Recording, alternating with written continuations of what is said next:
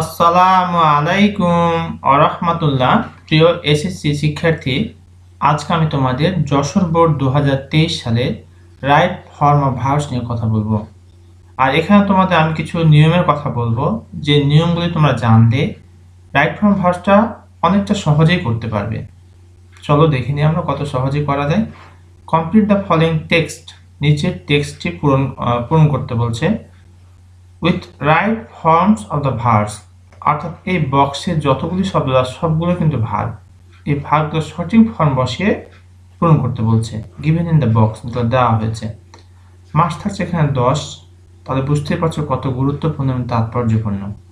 তো চলো আমরা দেখি কত সহজে করা যায়। বি ভার্ব বলতে এখানে আমরা অ্যামিজার অজয়কে ফোকাস করব। ব্রিং নিয়ে আসা, নেগলেক্ট অবহেলা করা, স্পেন্ড ব্যয় করা, লুজ ঢিলা বা হারানো বালগা না হারানো আর কি, পজেস অধিকারে থাকা, ক্লেম দাবি করা, পে পরিশোধ করা, নেগলেক্ট অবহেলা করা, লুজ লুজ হারানো। তাহলে দেখো এখানে লুজ শব্দটা দুইবার আছে, নেগলেক্ট শব্দটা দুইবার রয়েছে। আর বিভার বলতে আমরা অ্যামিজার অজয়কে মিন করব, সাবজেক্ট অনুসারে বসাতে হবে। আর রাইট ফর্ম ভার্বসের ক্ষেত্রে আরেকটি বিষয় তোমরা স্মরণ রাখবে, এই পুরো প্যাসেজটি দেখবে যে কোন টেন্সে আছে। যদি প্রেজেন্ট টেন্সে থাকে তাহলে অধিকাংশ ভার্বের প্রেজেন্ট ফর্ম হয়, আর যদি পাস্ট টেন্সে থাকে অধিকাংশ ভার্বের পাস্ট ফর্ম হয়। আর কখনো কখনো বাক্যের ভিতরে যে প্রেজেন্ট টেন্সে থাকা সত্ত্বেও কখনো সেটা ক্রস করে ফিউচারে যেতে পারে, সেটা বাক্য দেখে বুঝতে হবে। Most of us dash the wrong mentality, most of us possess, এখানে আছে পজেস কিন্তু আসলে হবে পজেস।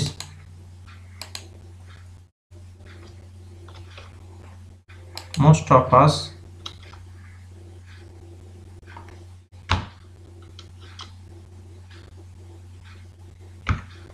এখানে যে কাজ করে পজেস।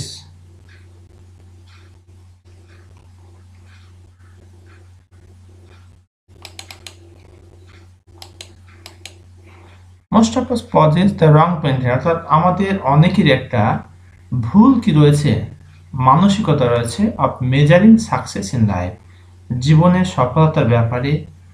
অর্থাৎ একটা মানসিক যেটা রং মেন্টালিটি, মানে ভুল একটা মানসিকতা রয়েছে অনেকেরই, যে জীবনের সুখটা কি আসলে, এই কনসেপ্টের ক্ষেত্রে অনেকের একটা ভুল মানসিকতা রয়েছে। মেনি পুর অ্যাডাল্টস, অনেক গরিব প্রাপ্তবয়স্করা, ড্যাশ বি নম্বর আমরা এখানে বসাবো, দেখো ক্লেম দাবি করে। ক্লেম মানে হচ্ছে দাবি করা। কি দাবি করে?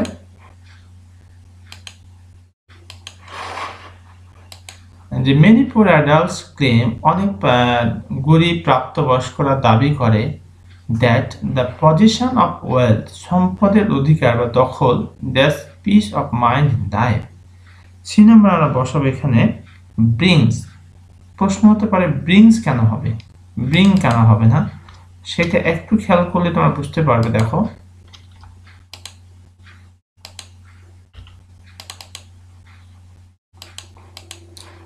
that the possession of wealth brings peace of mind in life, এখানে খেয়াল করো that the possession of wealth, সম্পদের যে দখল বা সম্পদ থাকাটা, brings peace of mind in life, জীবনে মনে কি নিয়ে আসে, শান্তি নিয়ে আসে। এটা অনেক গরিব প্রাপ্তবয়স্করা এটা দাবি করে বা মনে করে। আর এখানে পজিশন শব্দটি থার্ড পারসন সিঙ্গুলার নাম্বার, এটাকে বেজ করে কিন্তু ব্রিংস হয়েছে। অফের আগে দিকে যে শব্দটি থাকে তাকে বেজ করে ভাবতে হয়। But it dash not always true, এখানে একটা থার্ড পারসন সিঙ্গুলার নাম্বার, এখানে হবে ইজ। এই বিভাগ থেকে আমরা এখানে নেব is.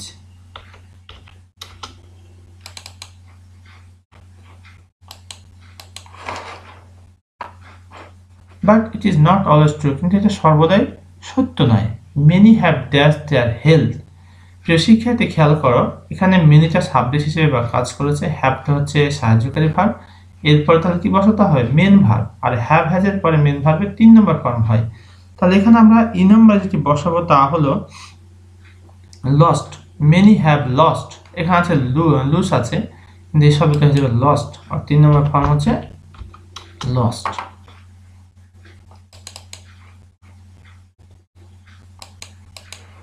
Many have lost their health, অনেকে কি করেছে, তাদের স্বাস্থ্য হারিয়েছে। টু গেইন ওয়েলথ, সম্পদকে অর্জন করতে গিয়ে অনেকে স্বাস্থ্য হারিয়েছে।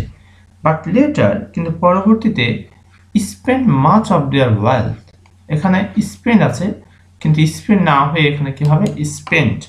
তোমাদের একটা প্রশ্ন আসতে পারে যে স্পেন্ড কিসের ভিত্তিতে এখানে হলো, আসলে সেই বিষয়ে একটু তোমাদের আলোকপাত করছে, একটু খেয়াল করো।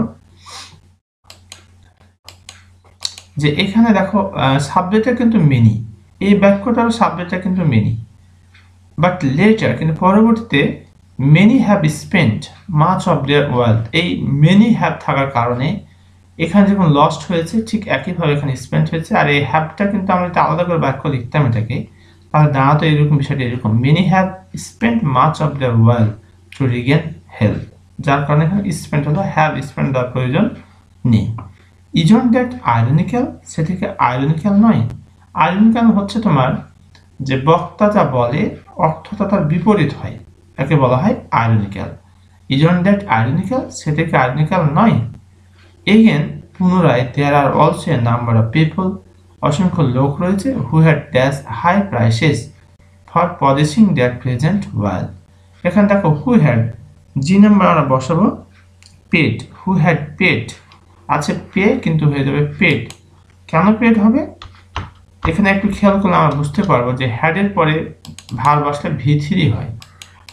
তাহলে who had paid high prices, যারা অতিমাত্রায় কি করেছে, খরচ করেছে, পরিশোধ করেছে, for possessing their present wealth, তাদের বর্তমান যে সম্পদ সেই সম্পদকে দখল করার জন্য। দে হ্যাভ ড্যাশ ফ্রেন্ডস, আবার খেয়াল করে এখানে হ্যাভটা হচ্ছে তোমার সাহায্যকারী ভার্ব, এরপর মেন ভার্ব নিয়ে আসে আবার ভি3 করতে হবে।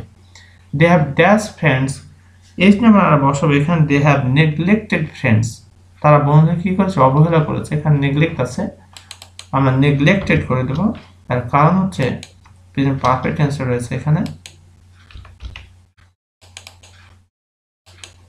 দে হ্যাভ নেগলেক্টেড ফ্রেন্ড, তারা বন্ধুদেরকে অবহেলা করেছে, অ্যান্ড ফ্যামিলি, পরিবারকে, অ্যান্ড হ্যাভ ড্যাশ অপরচুনিটিস, আবার দেখো এখানে হ্যাভ আছে, তার মানে এরপর আবার ভি3 হবে প্রেজেন্ট পারফেক্ট টেন্সের ক্ষেত্রে, and have dash opportunities to spend precious moments with people around them. I number এখানে আমরা বসাবো লস্ট,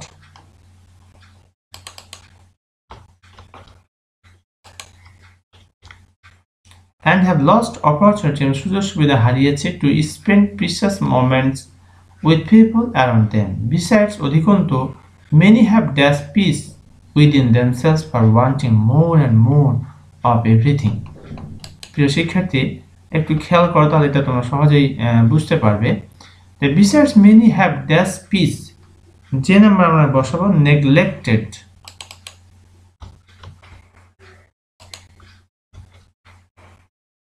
যেহেতু এখানে হ্যাভ আছে তার মানে ভার্বের 3 নম্বর ফর্ম হবে প্রেজেন্ট পারফেক্ট টেন্সের ক্ষেত্রে। Besides, many have neglected peace within themselves for wanting more and more of everything. অর্থাৎ বলতে যাচ্ছে এখানে যে আমাদের অনেকে কি করেছে, অধিকন্ত অনেকে অবহেলা করেছে পিস, শান্তিকে অবহেলা করেছে উইদিন themselves, তাদের নিজেদের ভিতরে, for wanting more and more of everything, অর্থাৎ সবকিছুকে বেশি বেশি পাওয়ার জন্য তারা কি করেছে, নিজেদের যে শান্তি সেই শান্তিটাকে তারা অবহেলা করেছে। অর্থাৎ আমাদের যা আছে সেটা নিয়ে আমাদের সন্তুষ্ট থাকতে হবে, তাহলেই আমরা সুখ নামক বিষয়টিকে অনুধাবন করতে পারবো। অন্যথায় আমরা সুখ কখনোই পাবো না। খালি যদি হাউতাস করি সার্বক্ষণিক, তাহলে কখনোই আমাদের সুখ ধরা দেবে না। এই কারণে আল্লাহর কাছে সন্তুষ্টি করতে হবে, যা আছে সেটা নিয়ে আমাদের শুকরিয়া করতে হবে আল্লাহর কাছে, যে আলহামদুলিল্লাহ আল্লাহ অনেক ভালো রেখেছেন।